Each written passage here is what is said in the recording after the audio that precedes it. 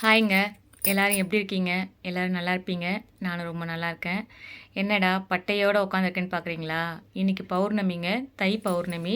Last பௌர்ணமின்றதுனால தாத்தா கோயிலுக்கு போயிருந்தேன். அதான் இந்த பட்டை. அங்கேருந்து என்ன வாங்கிட்டு வந்தேன்னு பார்த்தீங்கன்னா, தாத்தாவோட கேலண்டர் வாங்கிட்டு வந்தேன். ரொம்ப அழகாக சூப்பராக இருக்காருங்க தாத்தா. யாரெல்லாம் தாத்தா கோயிலுக்கு போகிறீங்க? ஏதாவது மிராக்கல் நடக்கா சொல்லுங்கள் என்கிட்ட. தாத்தாவை பற்றி சொல்லணும்னா இட்ஸ் அ வெரி மிராக்கல் தான் நான் சொல்லுவேன். நம்ம நினைக்கிறத கண்டிப்பாக நடத்தி கொடுக்குறாரு.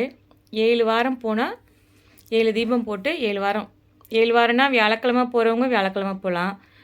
மற்ற கிழமை நமக்கு எந்த கிழமை செட் ஆகுதோ அந்த கிழமை போகலாம். போயிட்டு 7 விளக்கு போட்டுட்டு 7 சுற்று சுற்றிட்டு தாத்தா கிட்ட உங்களுக்கு என்ன வேண்டுதல் இருக்கோ அதை சொல்லிட்டு வந்தீங்கன்னா 7 வாரத்தில் நடக்குதுன்னு சொல்கிறாங்க.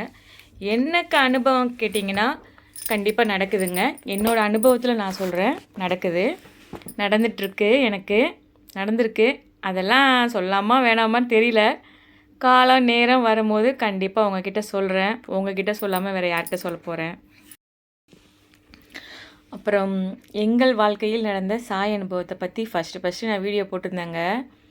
ஆனால் அது ரெஸ்பான்ஸ் அந்த அளவுக்கு கொடுக்கல யாருமே, போகவும் இல்லை வீடியோ. அதோடு எனக்கு ஸ்டாப் பண்ணிட்டேன். இப்போது திருப்பி நான் அந்த வீடியோ போடணும்னு நினச்சிங்கன்னா எனக்கு கமெண்ட் பண்ணுங்கள், நான் கண்டிப்பாக போடுறேன்.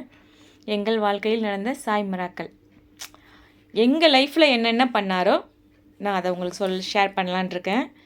சாயை பற்றி உங்களுக்கு எல்லாமே தெரியும். சாயை நான் எப்படி கும்பிடுவேன்னு தெரியும். நம்ம வீட்லேயே சாய்க்கு கோயில் இருக்குது. அவர் என்னோடய அப்பாவாக நான் நினச்சிட்ருக்கேன்.